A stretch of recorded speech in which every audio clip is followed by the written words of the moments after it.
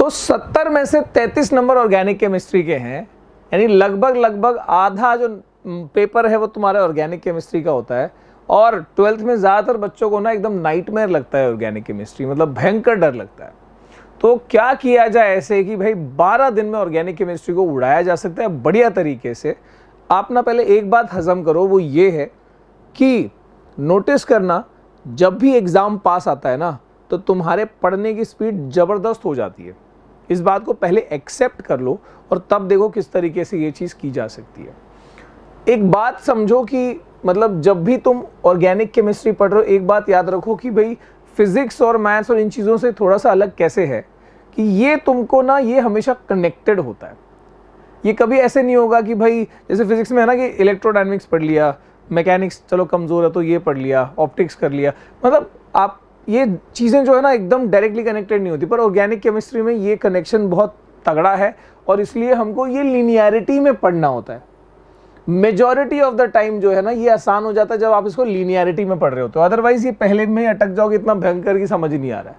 ठीक है, और इसका भी संबंध कहाँ से, इसका भी संबंध है 11वीं से, 11th से इसका कनेक्शन है। तो इसको कैसे करा जाए, कैसे किया जाए सर, दिमाग में बड़ा टेंशन सा हो रहा है, कैसे किया जाए। तो एक सिंपल सी बात बताता हूँ, ध्यान रखना कि ना IUPAC और ये फंक्शनल ग्रुप, तो ये जो चीज़ है अगर ढंग से आ गई, ये वाला पार्ट फंक्शनल ग्रुप अगर तुमको इतना ही कमज़ोर है कि बिल्कुल ही मतलब डब्बा गोल है, तो शुरू करना एकदम 10वीं से, जहाँ पर वो अल्डिहाइड, कीटोन, कार्बोक्सिलिक एसिड, ठीक है, अल्कोहल तो वो चीज़ें वहाँ से स्टार्ट कर सकते हो। लेकिन अगर 10th का कॉन्सेप्ट क्लियर था तो बहुत अच्छी बात है। 11th वाला एक जो जनरल ऑर्गेनिक केमिस्ट्री जो हमारा GOC है ना, प्रिंसिपल्स ऑफ ऑर्गेनिक केमिस्ट्री, वो वाला जो पार्ट होता है उसको अच्छे से कर लो, जिससे कि IUPAC फंक्शनल ग्रुप की क्लैरिटी, ठीक है, not only IUPAC the nomenclature में जो कॉमन नेम होता है, वो सारी चीज़ों का अगर बेहतरीन आइडिया वहाँ से मिल जाए तो ये कैसे, इसको भी कैसे करना होगा ये मैं बता रहा हूँ।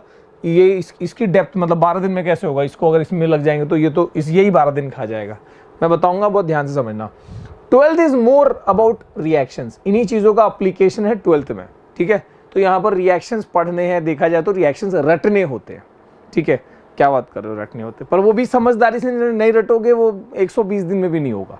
तो कैसे करना है 12 दिन में। अब देखो चैप्टर्स क्या है इसमें, इसको मैंने अलग रंग में इसलिए लिखा है, थोड़ा सा ये ना डिस्कनेक्टेड चैप्टर है, मतलब बोलने का मतलब कि तुम चाहो तो उसको अलग से भी पढ़ सकते हो। ठीक है, इनकी कनेक्शन इनसे नहीं जोड़ी जाए तो अलग से पढ़ सकते हो, ज़्यादा मुश्किल भी नहीं है अगर थोड़ा कॉन्सेप्चुअली समझ गया तो।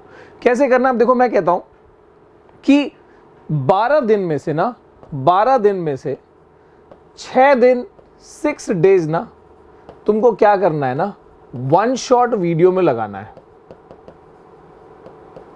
कैसे 1 शॉट वीडियोस कौन से होंगे, देखो 1 2 3 4 5 6 7 8 9 10 11 12।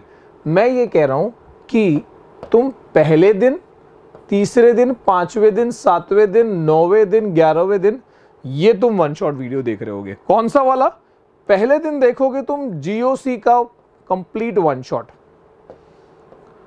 ठीक है, यहां पे करोगे कंप्लीट 1 शॉट वीडियो GOC का पहले दिन।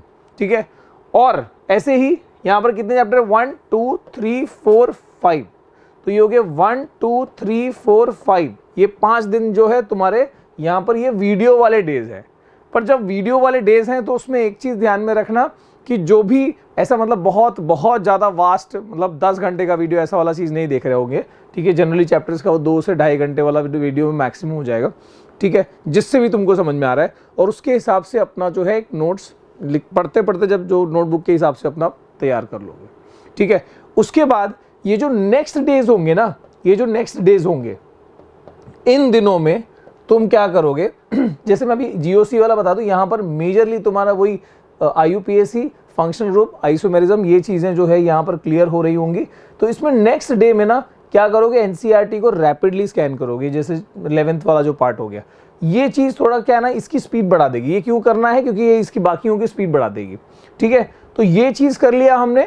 और जब चैप्टर्स की बात कर रहे हैं तो हर चैप्टर के नेक्स्ट डे में वही काम करना है, NCERT लेके बैठे और जो तुमने एनसीईआरटी का टेक्स्ट बुक ही अपने आप में ज़बरदस्त नोट्स है, पर क्या करोगे उसको कंडेंस करने के लिए, उसमें से रिएक्शंस जो पार्ट है ना, रिएक्शन वाला पार्ट है, ठीक है, वो कन्वर्जन वाला पार्ट हो, या देखो एनसीईआरटी का बैक एक्सरसाइज भी जो है ना बहुत बहुत इंपॉर्टेंट होता है, ठीक है, तो उसको भी यहाँ पर तुमको जो सेकेंड डे तुम यहाँ पर कर रहे होगे ना, तो उन सेकेंड डेज में तुमको ये चीज़ करनी है, ठीक है। तो यहाँ पर एनसीईआरटी जो भी तुम्हारा फॉलोइंग डेज होगा वीडियो के बाद वाला, वहाँ पर तुमको एनसीईआरटी करनी है, और एनसीईआरटी में से तुम अपना बेहतरीन नोट्स निकाल रहे होगे, सारे नेम रिएक्शन जितने भी रिएजेंट्स, उसका ना एक A4 शीट में, ठीक है, उनका मतलब पहले तो रफली तुम करोगे, रफली कुछ चीज़ें उतार रहे होगे, और फाइनली जो चीज़ निकलेगी उसका A4 शीट में तुम उसको उतार लोगे, ठीक है।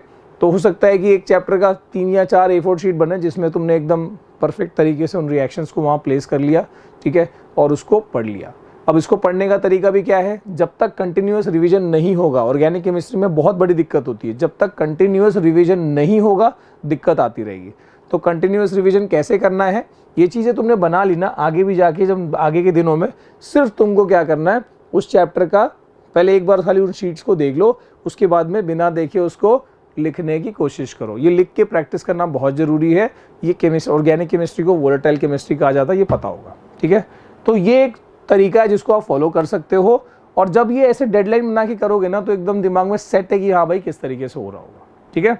इसी के साथ करते वीडियो को एंड। कोई और दिक्कत डाउट है कमेंट बताओ, ठीक है। चलो बाय।